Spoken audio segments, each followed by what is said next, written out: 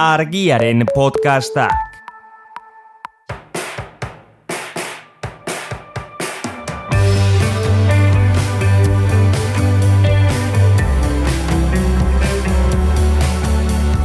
Menda bikoitza, Garbiñelarrearen podcasta.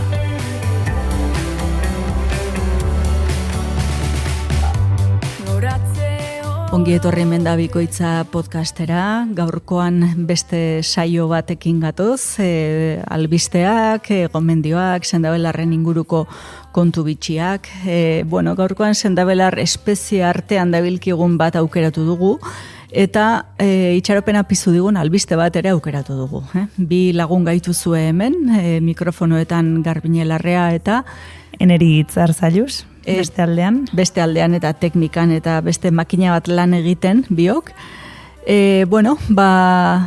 Niri bitxia egin zaidan albisteak garatu egingo dugun albiste bat, azafraiaren inguruan, horri buruz gero eta ikerketa gehiago ari gara ikusten, eta zerk merezi duen edo zertarako edo zerkez horren inguruan zerbait arkitu nahiko genuke geuretzako lehendabizi, erabilerako hobetze aldera, eta bere onurak baliatze aldera, eta, itzein nahiko genuke baita ere, goroldioi buruz. Uste dut, urrengo saioetarako gaia emango digutela goroldioek, gero eta albiste gehiago ari gara ikusten goroldioen garrantziaz, eta, gaurko honek, bereziki itxaropena piztu digunez, honekin hasi nahiko genuke saioa.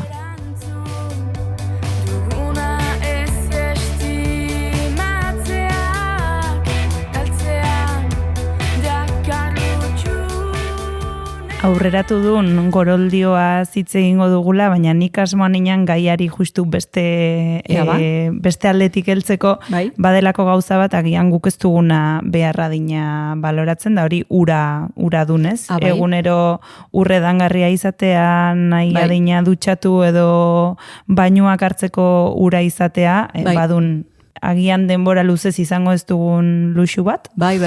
Eta momentu honetan, munduko txoko honetan baduguna, baina beste leku askotan ez. Egia dun, ikuspegi hau ez dinagu behar bezala kontuan hartzen ez. Ondo ekarrian eritz, guretzat luxua aipatu du, baina niretzat oinarrezko eskubide badun, ez? Ur osasuntsu batetarako aukera izatea denok, eta hori ez du nari gertatzen munduan, hain justu kutsaduragatik. Eta gizakiak, etzakina zertaraino den oharkabean, zertaraino den ajolakabean, ura gero eta maila handiagoan kutsatzen din, eta gero kutsadura hori ez du horren erreza tratatzen, ez? Urredangarria, eta denon etxeko iturriko txorrotatik ateratzen den urrortaz ari gara. Ze hori hemendik oso urrutira joaten ez paiz ere, ezin duen, ikesan duenan, txorrotatik ateratzen den ur hori edatea ez duen baina erreza, ez? Eta hemen boladaka ere izaten dizkina hemen ere hirietan eta... Eta kutsadura zari garenean gai komplexu bat eta zari gaitun, da gai oso zabal bat, eta zorduan guk aur ez dina orokorrean hitz egin behar ez kutsaduraz, eta ez goroldio eta zere orokorrean. Orain nola lotzen dituen goroldioak eta ura. Esan ditugun bi elementu hauek, eta kutsadura. Nik hasi sarrea gisa esan nahiko niken goroldi buruz etorkizunean ere gehiago hitz egingo dugula, goroldioa askorentzat gauza zikina delako. Hau da, ezetasuna edo leku laiotze, ezetasuna dagoen lekuetan, leku laiotzetan bere kabu sortzen duen, ikusten denagu gizakiak gaizki tratatu dituen inguruneetan, baita ere etortzen dela, hau da, abandonatutako parajeetan, hormigoiaren kontra jaiotzen duen, hormatan jaiotzen duen, abandonatutako etxeetan ikusiko duen goroldioa, terraza polit bat baldin badaukan da goroldioa sortzen baldin bazain amorruz kendu egingo duen, baina, klaro, goroldioa fenomeno bizi badun eta bere lekua egiten din, hartu egiten din, eta goroldioak ditun asko eta asko.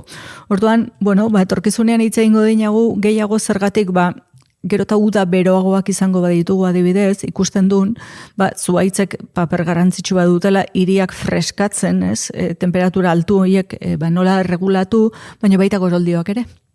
Orduan, goroldioa kentzeko dagoen ohitura hau edo dagoen mania hau, udal askoren aldetik, esango niken, ez eskuz, baizik osagai kimikoekin, produktu agrotoxikoekin ia beti suntsituz, alberrik berrio sortzen delako, goroldio hori paper bat, funtzio bat betetzen ari dela. Gaurko hontan, hitz egingo dinagu goroldio konkretu batetaz, eta Suedian jaiotzen den goroldio batetaz. Eta dugun Wartsfornia fluitans. Gero podcastean azpian testuan ipiniko dinagu albistea, ikusi nahi duenak zein den goroldio hau. Bere tankerako asko, nik hau bera etzekin ziur, baina bere tankera asko badizkinagu hemen. Orduan, kontua dun, goroldio honek, arsenikoz kutsatutako ura edangarri bihurtu duela. Garbitu egiten din. Bai, eta arseniko kopuru altu bat duen ura toksikoa dun, arriskutsua dun, ez dun segurua edateko. Goroldio honek egin duen lanari esker, ura bihurtu din edangarri. Eta, hau sekolako albistea dun.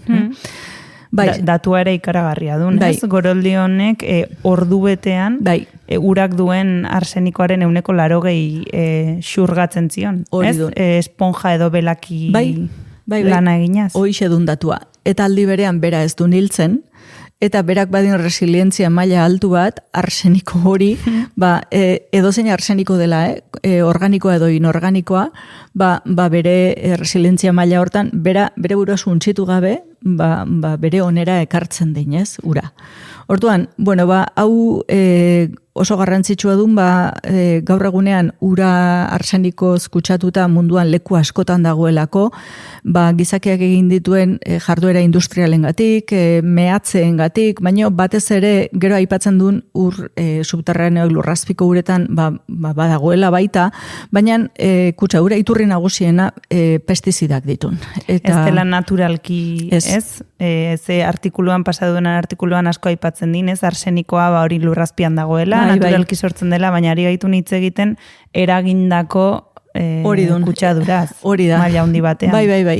Eta hori dun, osasunaren mundu erakundeak aipatzen din, osasun publikoko arazo dela, Asia hegoaldean, Estatu Batuetako zati handi batean, eta Hego Amerikako zati handi batean, hemen India den bereziki aurrekariak ipini zituena, hemen ez dun prozesu geologikoengatik, baizik pestiziden eta industriaren jardueraren ondorioz etorritako kutsagarri bat dun. Eta glifosatoa dun bereziki aipatu behar duguna. Izen propioak eman beharra ziagun, glifosatoa Roundup izenaren pean hemen saldu izan dun, gaur egun legala dun hemen erostea, erabiltzea mugari gabe, eta hori debekatzeko saiakerak egin ditun, ez dun lortu, eta are gehiago ikusten ari gaitun Estatu Batuetan, Trumpen gobernupean, hau areagotzen ari dela. Eta Espainiako estatuan glifosatoaren erabilera izugarria ziagon, eta hemen ez gaitun atzean gelditzen. Orduan, gure uretan ere arseniko asko ziagon. Orduan, esan behar dun arsenikoak txorrotako uretatik ur hortan ateatzen denean, bai sukaldatzeko, bai laboreak edo baratzea ureztatzeko ere arseniko erabiltzen ari bagara, hor kate osoa kutsatzen ari garela. Une honetan arseniko gehien topatu den elikagaia arroza dun. Eta Espainiako arroza ere bai, hemen uste okerrak daudelako, eta esaten delako Asia, Indiati datorren arroza, Txinakoa, baina hemengoak ez. Horrek duela arsenikoa eta hemengoak ez. Eta hori dun, nire ustez, pelokeria, tontakeria bat, eta dun, txobinismo hutsa, guk ez daukagu, baina kanpokoa da txarra. Esan behar dun, hemengoak ere baietz, eta gehiago integralak. Bere zuntzean gehiago atxikitzen delako. Eta Erresuma Batuan egindako ikerketetan ikusten duen, arseniko kutsadura maila altuena dutenak direla zeliakoak, arroz konsumo altuago dutelako, eta makrobiotikoak. Orduan, arrisku talde gisa hartzen dituzte beraiek, eta horrari dira arsenikoaren neurketak egiten. Hemen, nabarmena izaten duen intoxikazio hau ikusterako urteak pasatzen ditun, azaleko gaitz askotan ikusten duen, azaleko pigmentazio aldakorretan, hau da, eguzkiak emanda ze kolore arraroa edo ez berdindua daukadan azalean, eta gero ditun minbizia bezalako gaitzak, diabetesa, eta batez ere bihotzaren inguruko gaitzak, arazo kardiobeskularrak ekartzen dizkin. Bereziki arriskutsua duna ordun dauden emakumentzat, aurrentzat, ikusten delako burmuinean pilatzen den metal astuna dela. Eta hau behin barruan dagoela, ez dela bat ere erresak kentzen. Asko ikuste dinate, modu simple batean, sendabelar batekin, edo apioa janda, eta nikolako baita ere makina bat ideia magiko edo ideia infantil ikusten dizkinator, ez duena horren xamurra, hau, Orduan, goroldio batek egin albadu lan hori eta Suedian aurkitu dutena duen historikoki mehatzeak izan diren parajeetan egin diten ikerketa eta han ikusi dinate ikesandeko mailan ze purifikazio maila ekarri duen, ez? Orduan hau ohiko filtratze sistemak batzuk oso garestiak direnak, batzuk baita ere oso dudakoak direnak zenbat filtratu alduten, hoiekin konparatu ezkero izugarri sistema ona dela, eta eraginkorra. Eta filtratu esaten dugunean, edo honen aplikazioa hitz egiten hasten balima gaitun, zer izango, arsenikoa duen ura dagoen leku batean landatu, baina aterako dun, hori dun galdera oso ona, esan berten jat, arsenikoa ere zari garela eta ez gainerantzeko metal astunetaz, eta ingurune hauetan ez dagoela arsenikoa bakarri, gainerantzeko metal astun batzuk ere badirela, baina ikusi dela bere selektibitatea. Aukeratu egiten duela justu arsenikoa, kutsatutako urra hauetan. Karo, hemen albisteak aipatzen din bere onurak eta bere aplikazioak zergatik ez edatu, ez? Eta batez ere Asiako landa eremu pobretara edo Afrikan, ez? Esaten din baliabide gutxi dagoenean ura behar den moduan iragazteko edo metodo garesti hauek ezin direnean erabili, hau batela baliabide erreix bat, eskura dagoena. Baina, karo, ez dagoen oso garbi paraje horietan bereziki klimaren gatik, ez? Hemen ezetasuna ematen din dela gakoetako bat, eskala handian kultibatu alden edo ez hori ez dakigula. Eta, ikerketak esaten din hori ikaragarri kutsatuta dauden esparru hauetan, horra hasi beharko litzatekeela. Orduan, niretzat, interesgarria dun, landareak esaten din baita kopuru altu batean kultibatu beharko litzatekeela, bestela sobresaturazioa izan dezakela, zentzua din, ez? Orduan, nola egin krisi, nazio batuen erakundea krisi global gisa, kalifikatzen dinau arsenikoaren kutsadura, krisi ekologiko honen aurrian ez da din izan, aurkikuntza miragarri bat eta hortxe geldituko dena kaxoi batian, ez? Ahaztuta, hemen bukaeran, bereziki aipatzen din, bai gobernuek, bai zientzilariek eta bai hainbaterakundek bat egin beharra daukatela, goroldio hau, zertaraino, biziari eusteko eta biziaren uraren, ez? Botere eta garbitasunari eusteko eta resilientzia horri garatzen duenez, eta erakusten duenez, zertaraino zabaldu dezakegun munduan zehar, eta arazoan ondogoen, han txertatu. Niretzat, esanguratsua duen, ate bat irekitzen din baita beste hainbat goroldio ikertzeko, eta, ongi etorria. Era hontako albisteak, egia esan behar ditugulako.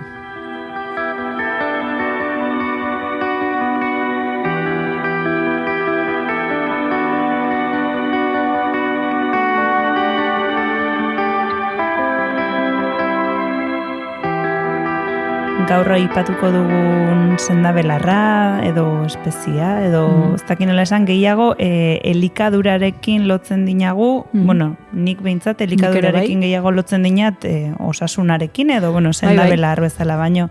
Eta esaten badinat paella bat, denoi etorriko zaigun burura, ez? Azafrana. Azafrana. Azafraia badun lore more polit baten barruko estigma edo, esango dinago erdian sortzen zaionola zutik, sortzen den bizar moduko bat, gorriska, Bueno, eta orain arte koloratzaile gisa erabili izan diagu. Egia esan eskuz egiten duen bilketa hau, eta bueno, eskulan izugarria din eta soro handi bat behar duen kilo bat biltzeko adibidez. Orduan beti ontzi gramo bat, 2 gramo, gehienez 5, akaso 10 topatuko duen, ez? Baina azafraia, benetako azafraia izan duen beti espezia garesti bat, eta oso errez faltsutu dena badiez paellari kolorea emateko, ez? Ez dela benetan azafraia. Hori dan, koloratzaile gisa erabili izan da bestelako kolore sintetikoak erabiliz, ez? Orduan, hemen nahiko berria duen azafraia ikustea sendabelar gisa, sukaldeko espezie gisa, eta batzutan gaina ez espezie kanelaren moduan zaporea emango diona, baizik begietara kolore apur bat aldatuko diona, ez? Baina azafraia esaten baina ze zaporetakoa den, tortzen zain, ez. Ez nina jakingo erantzuten. Nik ere ez. Ikusten dinagu jengibrea beste batzuk azken urteetan hartu dutela beste leku bat, beste garrantzi bat, baina azafraia ez dela izan espezie gisa ere, edo orain sukaldari berriei ikusten diegun zerbait, ez?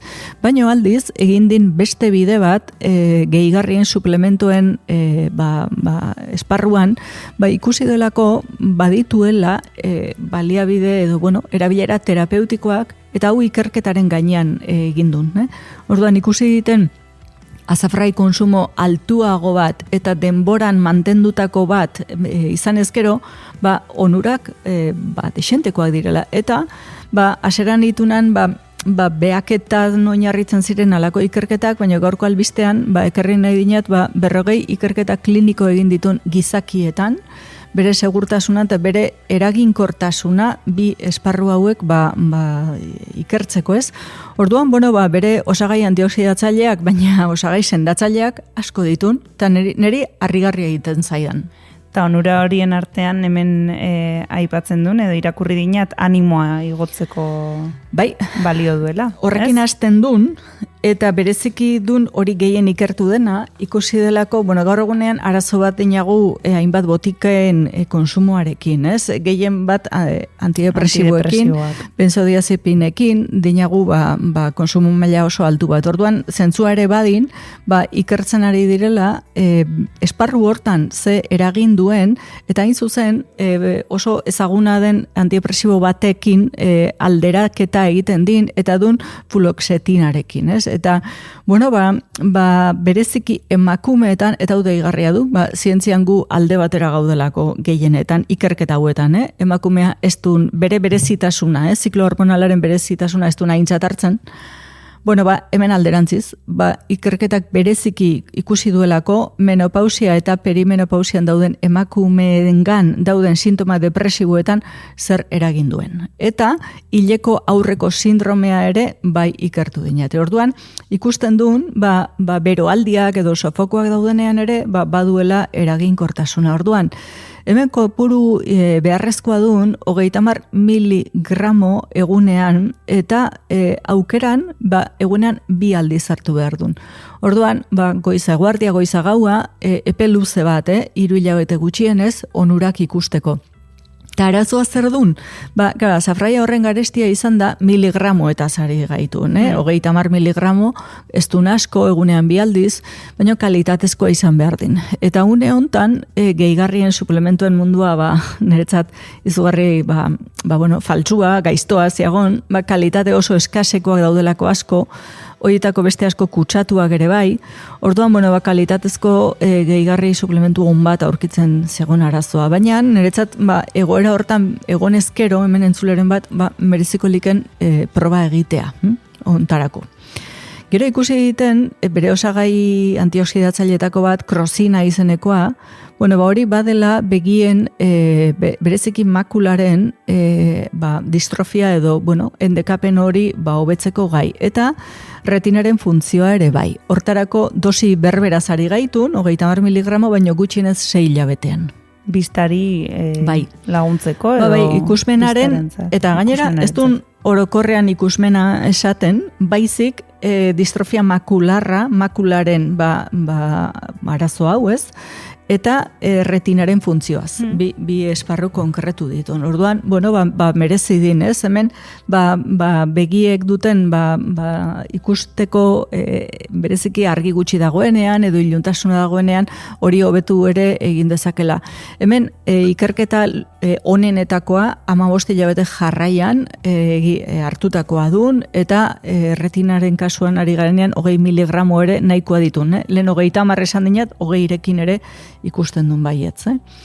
Gero, bitxia egiten duen immunitatearentzat, immunitate arazoak dituenean pertsonak, ez? Eta horrek immunitate gabezia bakarrik ez naunari, immunitate gehiegizkoa, askotan asma, alergiak edo kolitisa, esteetako inflamazioaz ari garenean, ari gaitun immunitate erasokor batetaz, ez? Eta inflamazioaz ari gaitun. Kasu hontan, ez 100 miligramo egunean dun ikerketak eskatzen duena, eta hobekuntza nabarmena baita ere. Neri, halako funtzio ezberdinetan denetan eragina izatea, atentzioa ematen zaida. Kuriosoa dun. Oso kuriosoa dun. Eta gero ikusten duen, bihotzarentzat onuragarria dela, baina 2 motako diabetea duenen pertsonetan. Eta justu glusemiaren kontrola ez duen gai bakarra, hemen ez duen glusemiaren kontrola hobetuko, baina bai pertsona hauen bihotz, bereziki bihotzaren bueltako arterietan egon daiteken plaka hobetzeko. Oso zehatza dun, oso espezifikoa dun, eta kasu honetan ere 100 miligramotaz ari gaitun. Gero, beti nei errezela sortzen didana dun funtzio sexuala. Afrodiesiako gisa, fama bazinean, lehen, fama, badin, ez? Badin, horrena, eta hau herrialde arabiarretan ikusten duen bereziki duela, ez?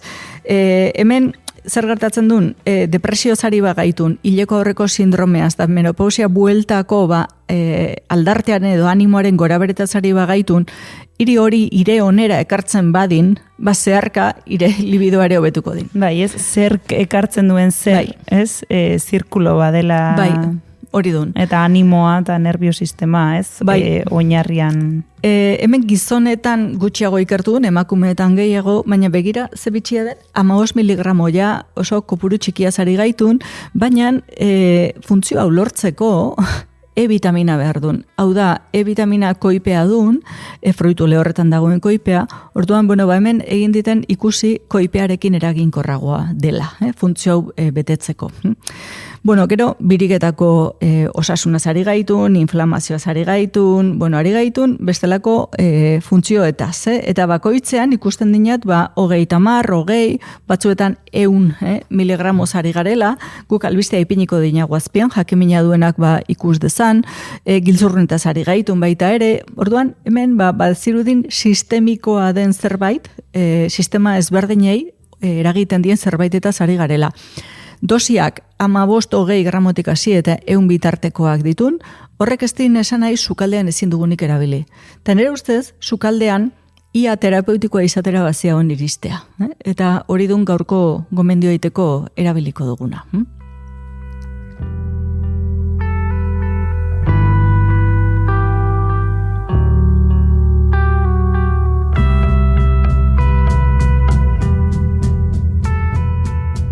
Gomendio terapeutikoarekin hasiko gaitun, nik aurreratuko dinat, haure beste batzuetan esan izan dudan bezala, nire gustuko gomendioetako bat dela, ez?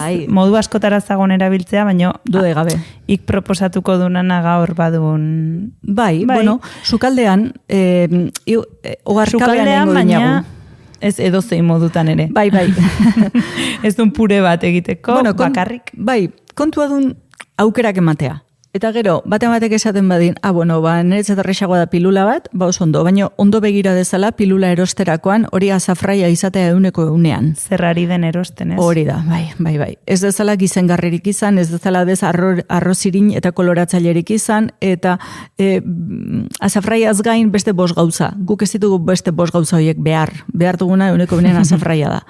Eta olakoak egon badaude, Eta asko liposomatuak ikusten ditun, koipetan doazenak, duenak eta ikusten duen eraginkortasunari begira hori interesgarria dela.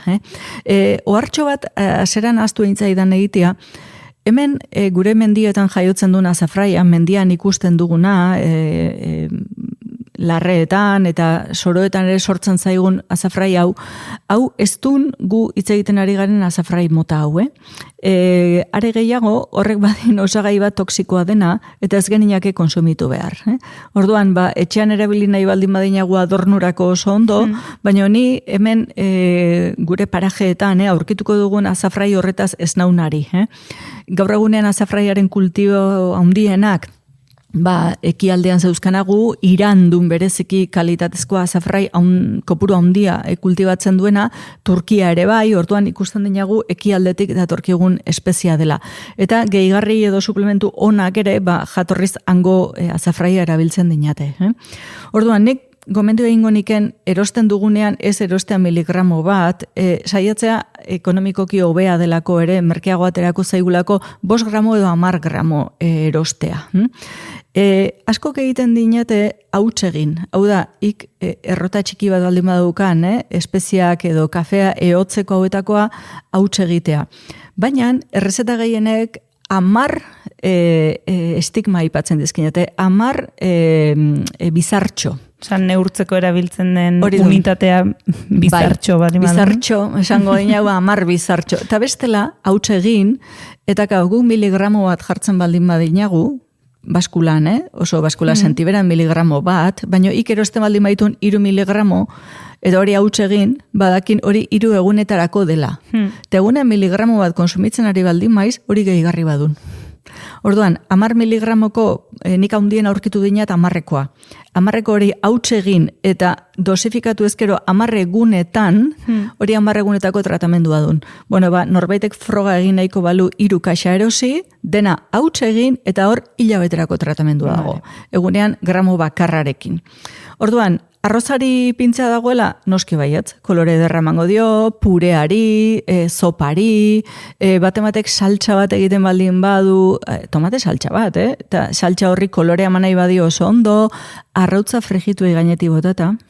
Begira. Baita ere, bueno, hori dena oso ondo. Batemateko saltzen duenean gurina ogiari egurtzita gainetik botan nahi baldin badio gramo bat, hori ere oso ondo. Ikusten dira gomen koipeetan ondo doala, ez?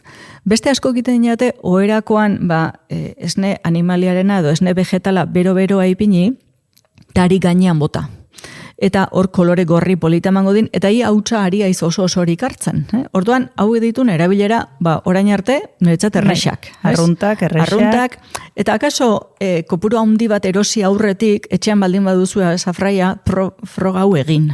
Ea gustatzen zaizuen, ez? Bai, eta gero, errotatxo hortan hautsa egiteko modurik ez badukazue, behatzekin zanpatuz ere oso ondo txikitzen zaigu.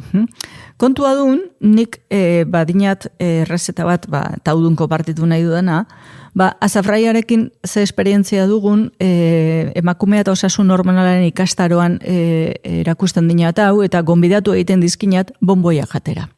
Orduan, bonboia hauei ipintzen zienat, molde bakoitzean, hori 10 edo 15, batzutan, bizartxo, bai. Eta nahi baldin badun, gutxiago, 5 ipini, baina harta badakin 2 bonboi jan behar ditu nala. Orduan, claro, hori gramoka zien. Ados. Ez duen, esfortza handia. Ados, lasai. Orduan, kontua duen, Maria bainuan, zuzenean ez urtu txokolatea, ez erre, Maria bainuan urtu 185 txokolate beltza, 125 ohiko tableta bat, torri ipintzen zaion koiak erakada bat osoa, koko olioa. Eta honek egiten din, bonboi tekstura eman, gogor mantendu, eta, karo, koipe gehiago ipini. Orduan, ikusten duen azafraia koipearen sinergia nola baliatzen duen, behar duen, hobeto xurgatzeko ere, eta molde bakoitzean ipintzen dizkinat, 15 bonboi, 30, hori, gutxi gora bera, aseran pixatu egiten dinat, baina gero bakoitzari dosi hori ipini ezkero, bonboi barruan geratzen duen, beroa botatzen duenanean urtutako txokolate eta koko oli hori, ondo integratzen duen. Eta nahi izatera, hautsik egin gabe bizartxoa ipinita ere, ez dina alako enbarazurik iten, urtu egiten delako. oso gomendio errexadun, goxoa. Eta gero kolpetik ez jan 20. Hau da. Ez ona da eta... Bai, ona da eta jango ditut 20. Ez dena bere dosian. Gozaltzen jan bat. Eta hartara, niretzat pilula bat hartu edo olako bat jan alde ederra. Horrek animatuko etzaitu ba. Dudigabe. Dudigabe. Gozaltzen bonboi bat, azafraia... Bai, eta hau epe luzera askoz ere sostengarri erresagoa da, sostengatuko dugu, mantenduko dugu, ordu bete bat, baino gehiago ez da behar hau egiten, moldetan ipinita gero nik oskailuan ipintze ditut, 2-3 orduan gogortua egitezen, da gero kristalesko ontzi batean, o taper batean jaso han bertan, eta bertatik joan jaten. Duan, bada, botika, plazerra, eta, gozoaren arteko erremedio bat. Oso ondo, onarte gaurkoa, eskerrik asko, Garbine, beste aste batez zein albiste eta gomendio interesgarriak ekartzeagatik, gogoratu Mendabikoitzaren saioak argia.eus eta bizibaratzea.eus atarietan topatuko dituzuela, eta bi astean behin publikatzen dugula saioa, baina zuen nahi dezuenean entzuteko aukera duzuela, gure webgunean dituzuelako. Hori da, eta guri gustatu egiten zaigula zuen berri izatea, eta, hainbat gomendio eta baliabide emate ditugunean, ea gustoko dituzuen, ondo joan zaizkitzuen, edo bestelagorik beharrote duzuen, gu entzuteko gaudela. Idatzi, Mendabikoitza, abildua, argia.eus helbidera, eta bitartean, ondo izan eta zaindu. Urren arte. Argiaren podcastak. Podcast hau libre eta doan zabaldezakegu Argiaren komunitatea osatzen duten milaka lagunek proiektua diruz babesten dutelako. Zuk ere kazetaritza independentea babestu nahi baduzu, egin Argiako kide.